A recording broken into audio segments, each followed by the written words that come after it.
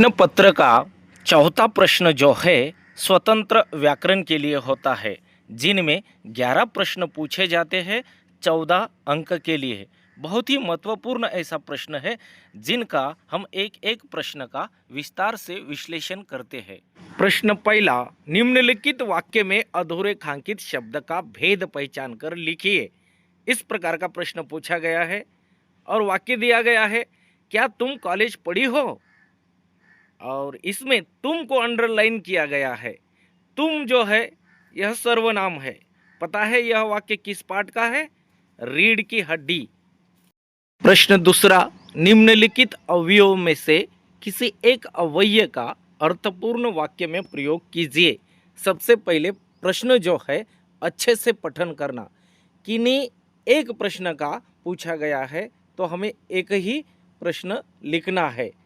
प्रश्न पहला, धीरे धीरे। इस अवयव का हमें वाक्य में प्रयोग करना है। उत्तर आएगा, गाड़ी धीरे धीरे चलने लगी। धीरे धीरे को अंडरलाइन करने का। प्रश्न दूसरा, लेकिन। उत्तर, मैं बाजार जाना चाहता था लेकिन बारिश शुरू हो गई। लेकिन को अंडरलाइन करो और वाक्य जो का त्यों लिख लो। प्रश्न तीसरा, कृति पूर्ण कीजिए। आपको 2 संधि दी जाएगी, उनमें से एक आपको करना है।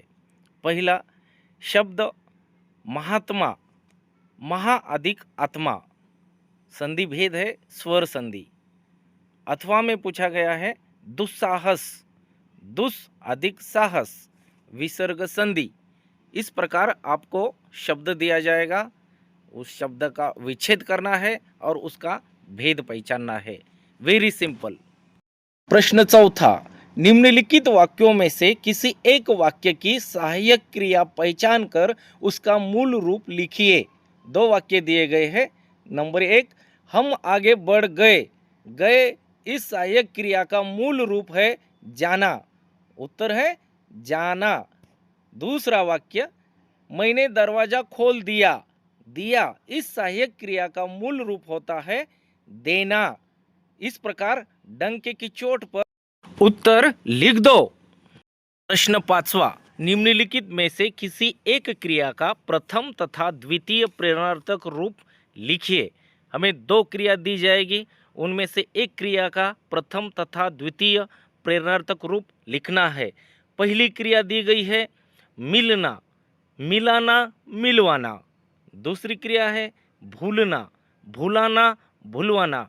बस इतना ही डंके की चोट पर उत्तर लिख देने का 1 अंक आ जाएगा। प्रश्न 7वां, निम्नलिखित मुहावरों में से किसी एक मुहावरे का अर्थ लिखकर वाक्यों में प्रयोग कीजिए।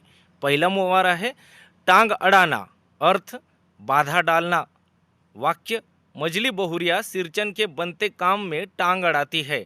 टांग अड़ाती है, इसको अंडरलाइन करना है।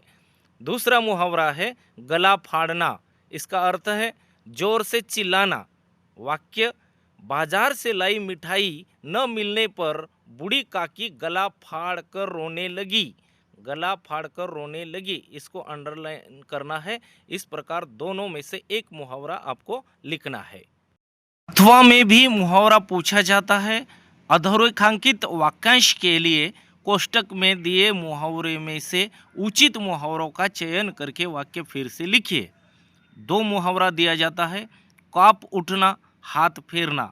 इसमें से उचित जो मुहावरा है वह वाक्यांश में मिलाकर वाक्य ज्यों का त्यों हमें लिखना है।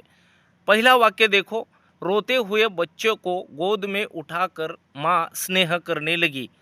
यहाँ पर हमें चेंज करना है, तो उत्तर कैसा होगा? रोते हुए बच्चे को गोद में उठाकर माँ हाथ फेरने लगी।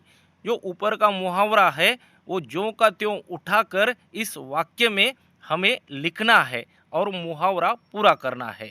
That's it. प्रश्न 7वां, निम्नलिखित वाक्यों में प्रयुक्त कारकों में से कोई एक कारक पहचान कर उसका भेद लिखिए। पहला वाक्य है मकान पर मकान लदे है। पर यह अधिकरण कारक है।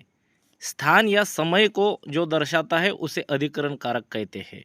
दूसरा वाक्य, राम स्वरूप इशारे के लिए खांसते हैं। के संप्रदान कारक जो दूसरे के हित के लिए प्रयोजन किया जाता है उसे संप्रदान कारक कहते हैं। इस प्रकार दो में से एक कारक आपको लिखना है।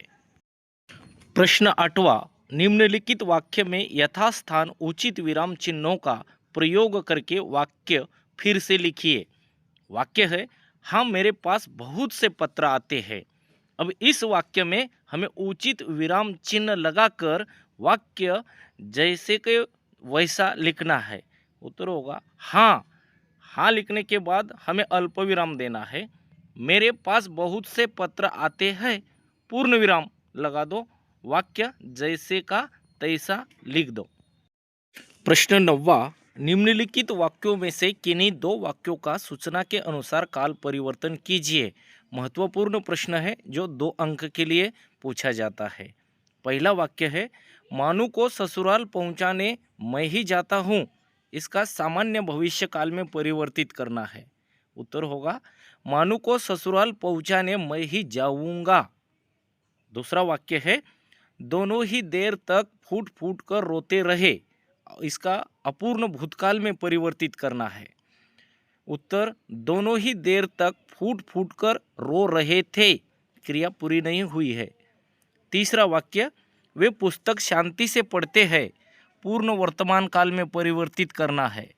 वे पुस्तक शांति से पढ़ चुके हैं। इस प्रकार हमें काल का परिवर्तित वाक्य में रूपांतर करना है। प्रश्न 10वां, निम्नलिखित वाक्य का रचना के आधार पर भेद पहचान कर लिखिए। मोटे तौर पर 2 वर्ग किए जा सकते हैं। ये सरल वाक्य है।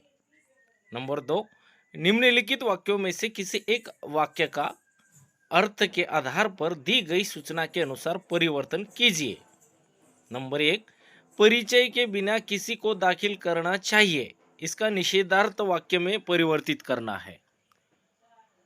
उत्तर होगा, परिचय के बिना किसी को दाखिल नहीं करना चाहिए। हो गया निषेधार्थ वाक्य। दूसरा, थोड़ी बातें हुई। इसका प्रश्नार्थक वाक्य हमें बनाना है।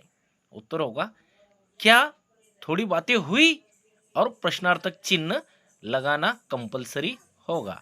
इस प्रकार हम प्रश्न 10वां छुड़ा सकते हैं। प्रश्न 11वां, निम्नलिखित वाक्यों में से किन्हीं 2 वाक्य को शुद्ध करके वाक्य फिर से लिखिए।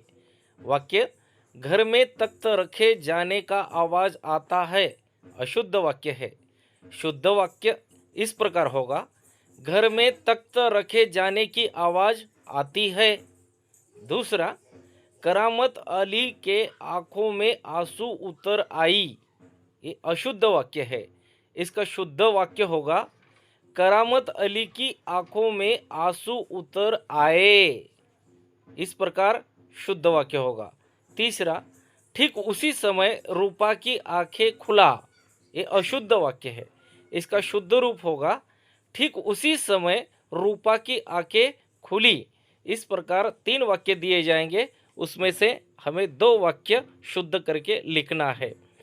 कुल मिलाकर 11 प्रश्न है और इस पर 14 अंक हम प्राप्त कर सकते हैं। चलो, सबको बेस्ट ऑफ लक। सही जगह पर उचित विराम चिन्ह का उपयोग करना ना भूलिए। धन्यवाद।